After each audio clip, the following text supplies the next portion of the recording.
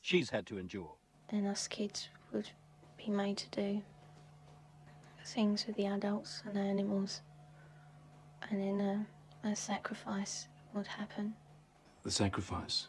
Were these animal sacrifices? Animals and people. On what scale do you think this was happening? Enormous. Far beyond what we've ever heard of here before.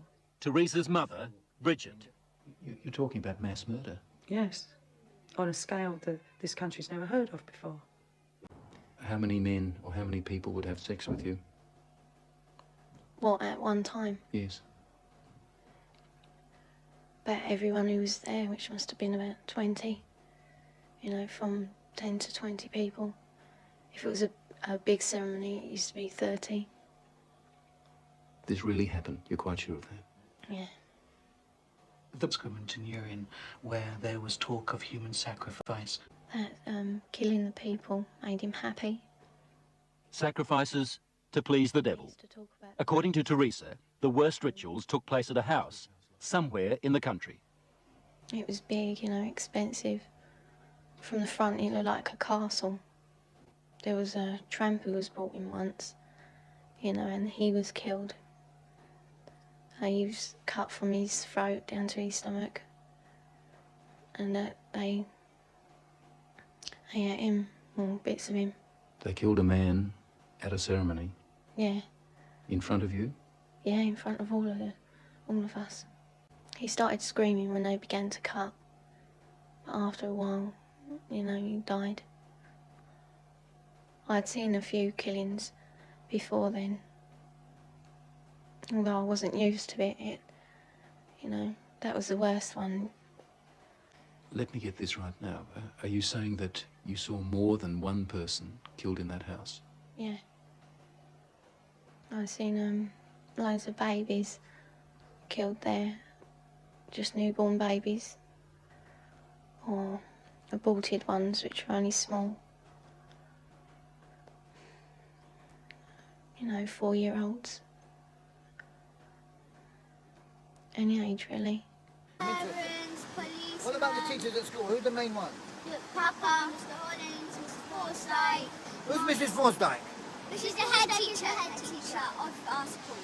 And what does she do?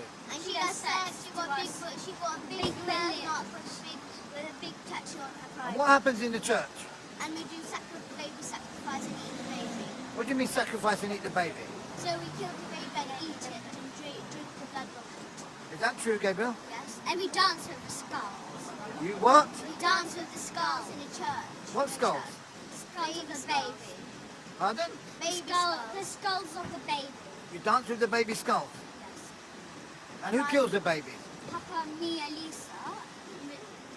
And so, Who kills the babies? Papa. And what, he gets you to help him? Yes. What happened to the pregnancies, to the babies? They were aborted by my nan or by one of the doctors at the house. There were doctors there at that house? Yeah, there was 2, I think. Yeah, and a nurse. What would happen to the fetuses, the unborn babies?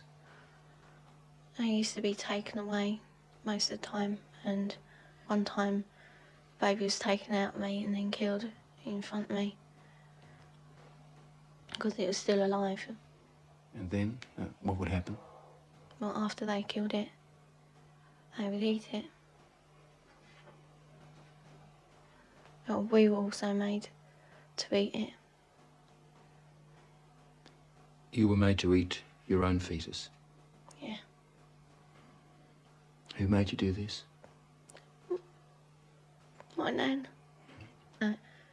She said to me it was something that everybody did. She thought, you know, like you don't like going to school or the dentist, you don't like going to the black masses. It was never any different. I didn't have nothing to compare it to. All part of life. Teresa's story, her account, doesn't really surprise you. It doesn't surprise me in the light of satanic abuse, no. Do you get frustrated with people who just won't accept that these things do happen? Yes, because I've worked with murderers in prisons for years, Not that long ago, a boy was found in a forest in southern England without a head. We have no doubts that men can do that. And yet when we start talking about men within Satanism who actually believe in evil and it's the right to express evil, we suddenly have a doubt.